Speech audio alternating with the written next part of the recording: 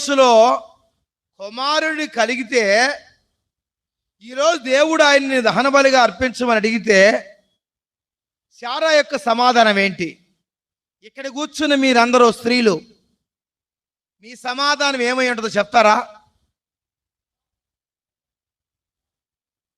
నీ కుమారుణ్ణి, నీ కుమార్తెను నాకు దహన బలిగా అర్పించు అనే ఆదేశం పరలోకం నుంచి వస్తే ఏమంటాం మీరు?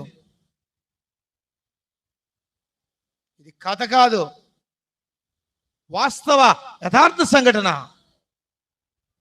మన యొక్క స్పందన ఏమై ఉంది? ఏ విధంగా స్పందిస్తాం? తీసుకోపో ప్రభు అంటామా? అనగలమా?